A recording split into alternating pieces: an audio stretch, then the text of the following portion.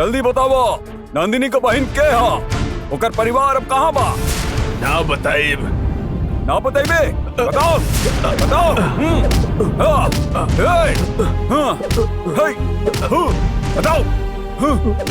बताओ।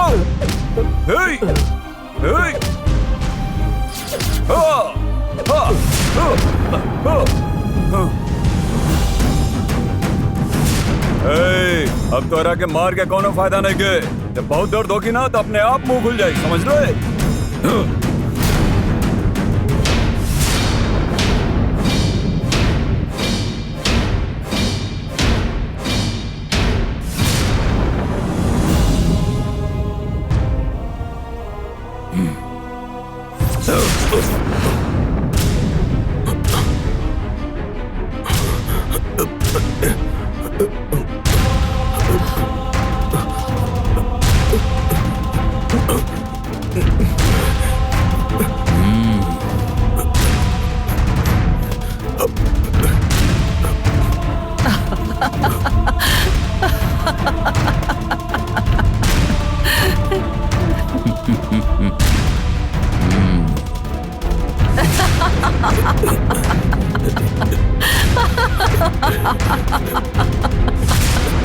ये बिच्छू तोरा शरीर के काटे ओकरा पहले सच बता दे।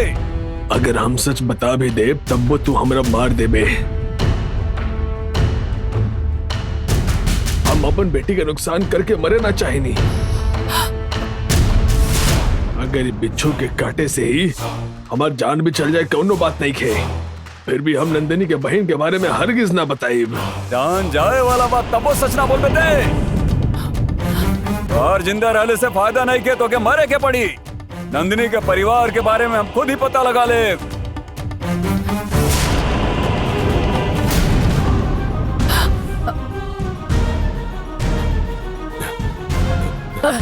रुका नागनंदिनी, एकर जरिया हमनी वो नंदिनी के परिवार तक पहुंच सकेनी। यही से हमनी एकरा और एक दिन के मोहलत दे देतनी। फिर भी अगर सच ना बतैलस त एकरा मार के एकर लाश के हमनी नंदिनी के पास भेज दे। तोरा कहला पे एक दिन देता नहीं। अभी बिछुअन के एकर शरीर से उतार द।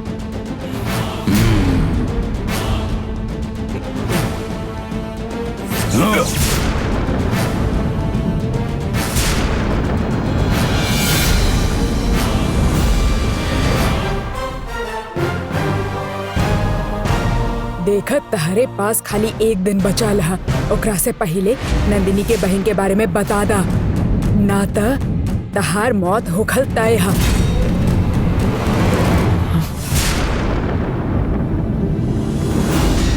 ऐसा चुपचाप बैठल रहब तो वक्त निकल जाई। हम महल में जाके पिताजी के लेके आवतन।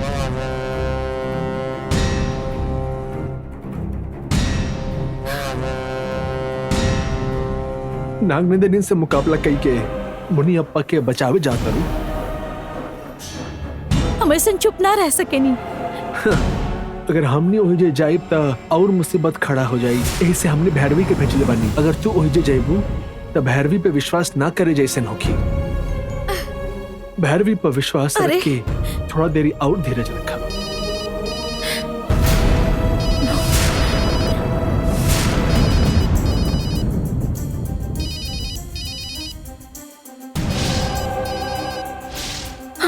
भैरवी के ही फोन बा।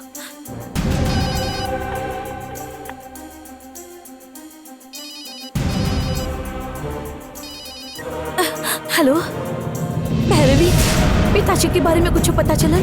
तो उनकर के कहीं देख ले बाड़ू का?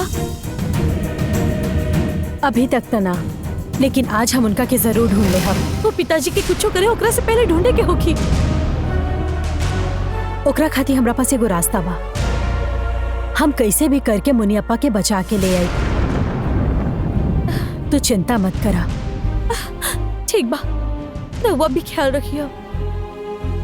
हाँ ठीक बा, फोन रखा तनी। हाँ।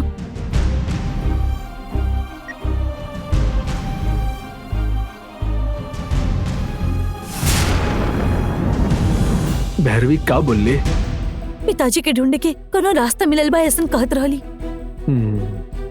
भैरवी कुछ भी कह के मुनियप्पा के घर वापस ले आई, तू चिंता मत करा। ठीक बा, जब तक भैरवी पिताजी के वापस लेके आवताड़ी तब तक हम पुरुषोत्तम के बारे में कुछ जानकारी मिलत बा का पता लगा के आवतानी। ओकर बारे में भी पता लगावल जरूरी बा, तू जा। हाँ।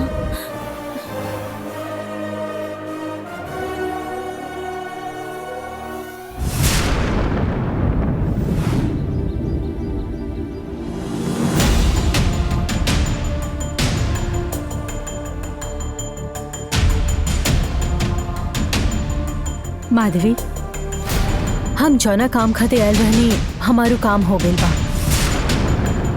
तहार काम तो हो गइल, बाकी हमर काम अभी बाकी है। अगर तू अपन काम गलत तरीके से करबो तो कैसे हुई?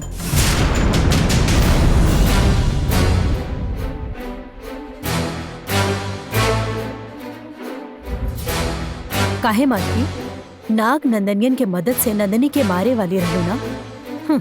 ओकरा से अच्छा था मुनि अप्पा के यहाँ लाके ओकरा के बहुत तकलीफ था। फिर नंदनी खुद चल के यहाँ पर आ जाई। मुनि अप्पा में नंदनी के जान बसेला। मुनि अप्पा के पकड़ ले लो तो नंदनी खुद ही फंस जाई। काहे हमके बेवकूफ समझ रहल बिया? एकरा से पहले ज्यादा होशियारी दिखावे, एकरा सच बता देवे के चाहिए। मुनियप्पा में नंदिनी के जान बसेला ई हमके पता है। मुनियप्पा के हमनी पहले से एहिजा लाके रखले बानी।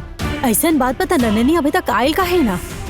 मुनियप्पा के एहिजा एही से लैले बानी ताकि नंदिनी एहिजा आ जाए। हमनी के खाली नंदिनी के बहन के बिया ई जाने के हम। का कहा था नंदिनी की एगो बहन भी बिया का? हाँ, नंदिनी के एगो सगी बहन बिया। उहे नंदिनी के खत्म कर सकेली ई बात के हमनी के अभी पता चलल। हमनी बहुत कोशिश कैनी बाकी नंदिनी के बहन के बिया एकरा बारे में हमनी मुनियप्पा से कुछ ना जान सकेली। तू जे कहा था रोज सच बाई नहीं हम नहीं जानत, लेकिन नंदिनी के बहन बा ई बात अगर सच बा तो उ कौन बा ए मुनियप्पा से कैसे उगलवावे के बाई हम अच्छा तरह जाने। अगर हम ये सब के बीच में आ गए तो हमनी दोनों में के बड़बा एकर प्रतियोगिता हो जाई। यही से हम ये सब में ना पड़ल चाहे नहीं। तू जा। रुका, अगर तू हमार मदद करे चाहत बाड़ू तो हमके कौनो दिक्कत ना है। काहे कि नंदिनी के खत्म करे खातिर हमके चाहे केहू के भी मदद लेवे के पड़े हम तैयार बानी। अगर हो सके ता मुनियप्पा से सच उगलवा के हमनी के बता दा। तू हमके खुद बतावा तारू तो हमके कोनो दिक्कत नहीं है। तो हर सामने सारा सच आ जाई। हमके तुरंत तू मुनियप्पा के पास ले चला। तू हमारे बात पे इतना जल्दी विश्वास कर ले वो ऐसा हम बिल्कुल ना सोच ले रानी। मुनियप्पा जहाँ बा उस जगह हमके जल्द ही पता चल जाए। ओकरा बाद हम अपन काम खुद ही कर ले। हम तो क्या अभी लेके चला तानी। चल।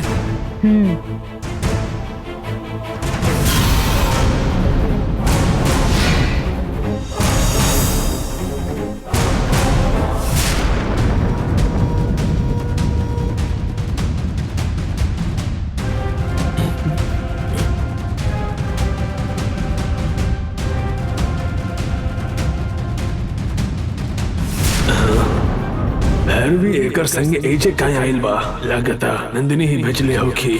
एके यहाँ काहे ले आइल बाड़ू? मुनियप्पा से सच जान के भैरवी हमनी के बताई, यही से एहिजा लेके आइल बानी। जन हमनी से ना हो प्लस ई कैसे करी हूँ? हमनी से जौन काम ना हो सकेला एकर मतलब ई ना कि केहू दूसर वो काम ना कर सकेला। भैरवी आपन शक्ति के इस्तेमाल से जे करे चाहतिया करे दी। हमनी के काम होखे एकरा से ज्यादा जरूरी का है?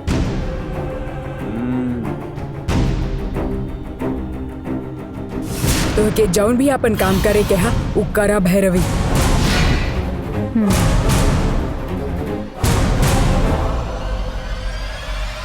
माता चेली, माता चेली उपासिनी हमार काम के पूरा करी।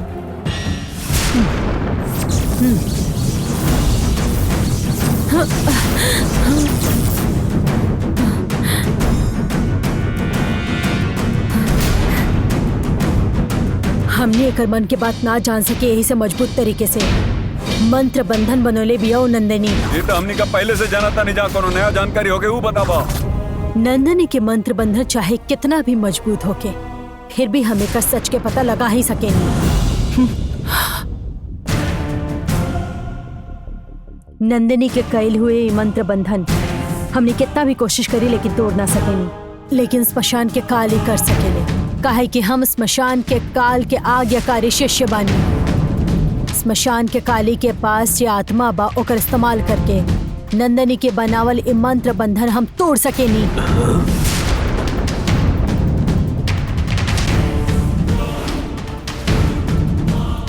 अगर ऐसन बाधा तो तू फौरन आत्मा के मदद से नंदिनी के मंत्र बंधन तोड़ दा। ये अभी ना हो सकेला, ये सिर्फ आधी रात में ही हो सकेला। हम आज रात के ठीक 12 बजे सारा आत्मा के बुला के एक शरीर के अंदर छोड़ दे। हम वो आत्मा ई मंत्र बंधन के तोड़ के एकरा के तकलीफ दी और ये परेशान हुई, हमने के सारा सच बताई। जरूर हो कि रात हो जाएगा, पता चल जाए कि ई भैरवी के हा।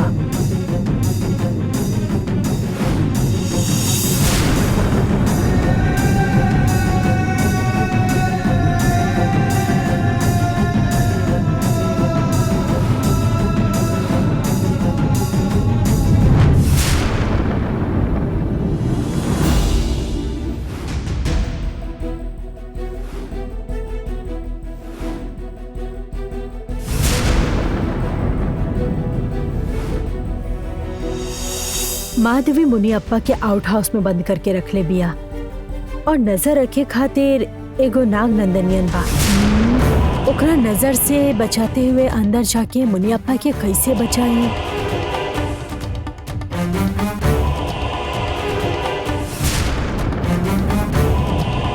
देव सेना खातिर रउआ एजे रुकनी और जान बचैनी एकर खातिर बहुत बहुत शुक्रिया।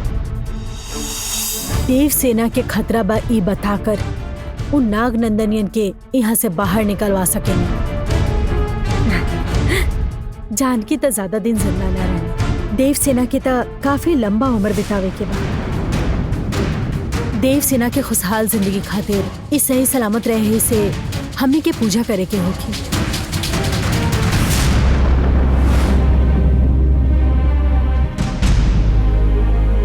वो पूजा करे के बाद एकरा कोनो तकलीफ ना होगी।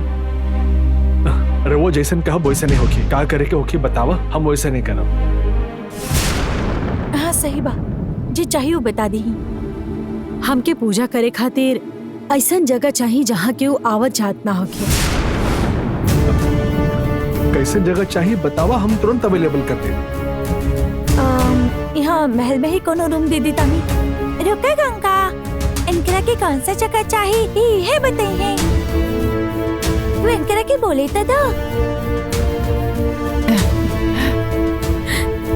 हाँ बिल्कुल, देव सेना सही कहत बाड़ू, रउआ बताई। हम सोचत रहने आउट हाउस में पूजा करे के चाहिए,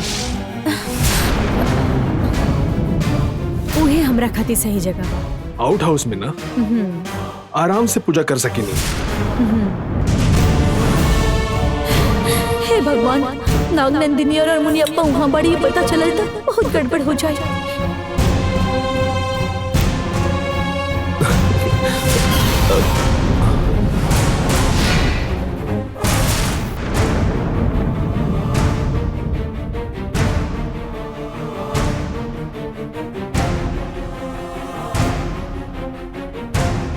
गंगा, इनकर आउट हाउस में पूजा करे खातिर तैयारी कईला।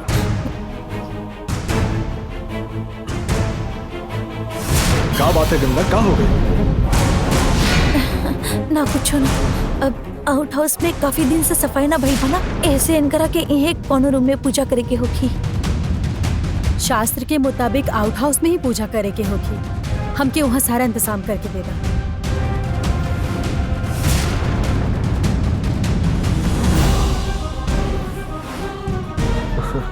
ये ऐसे ही सोचत रही। हम राउर आउट हाउस में इंतजाम कर देते हैं। चला देव सेना।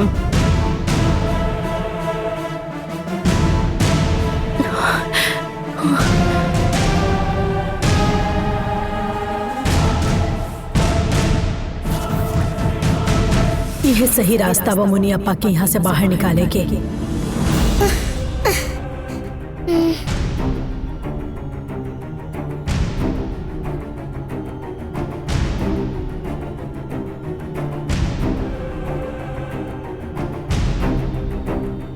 अरे वो का ढूंढ रहल बानी? आउट हाउस के चाबी गंगा कहाँ रख ले बड़े?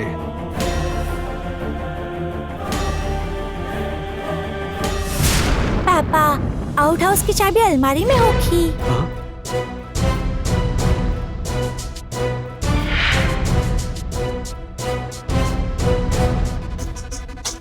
अब देर से ना तू एजे रुका, हम अभी आओ।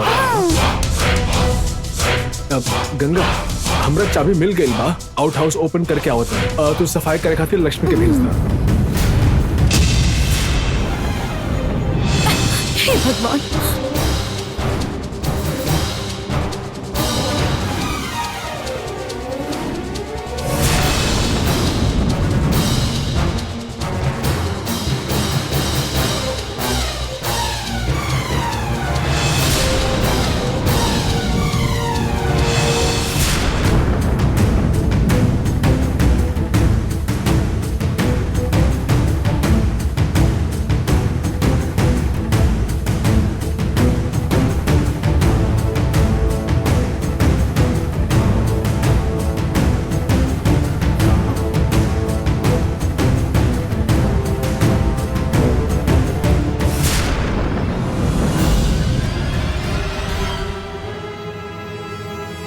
अरुण आउट हाउस में काहे जा रहल है? कहीं नागनंदिनी के बारे में गंगा तो ना बता देली?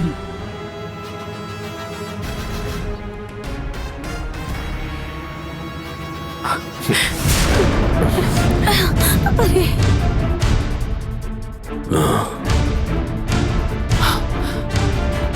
लागत अंदर से बंद बा। हे भगवान, गंगा क्यों अंदर बाका?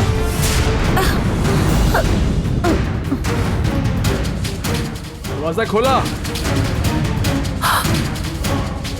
अंदर के बाका दरवाजा अंदर के बाका दरवाजा खोला।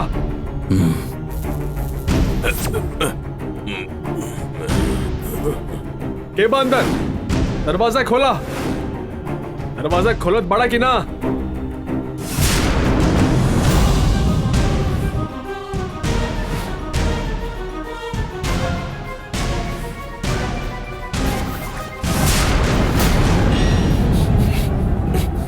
खोला।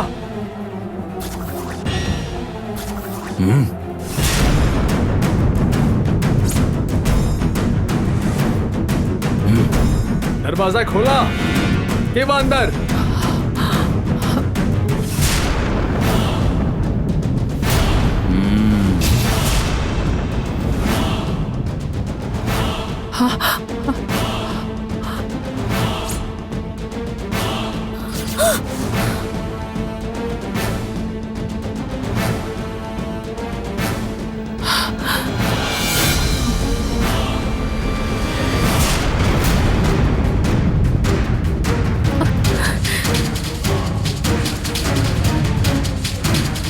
ये अंदर रहे, ऐसे तो आउट हाउस बंद करके रख लेगा लू।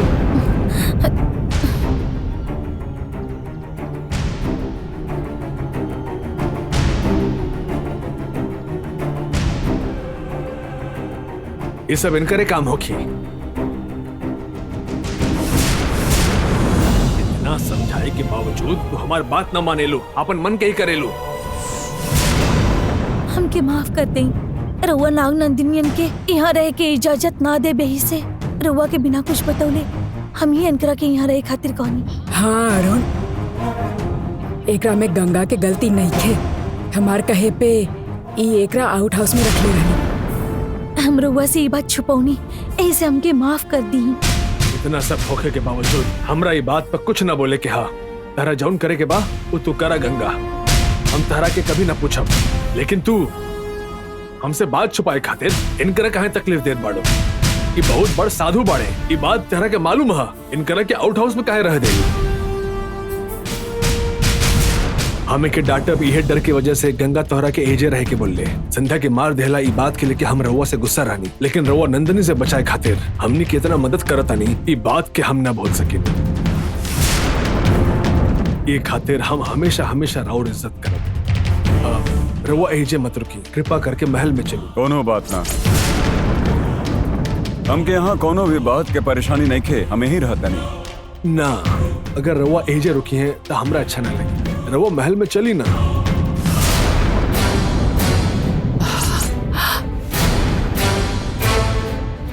अरुण जिद कर रहा, बाकी मुनियप्पा के अकेला छोड़ के ई महल में कैसे आ सकेले। ज्यादा मत सोची। कौनो बात ना अरुण, इनके एहिजे रहेगा।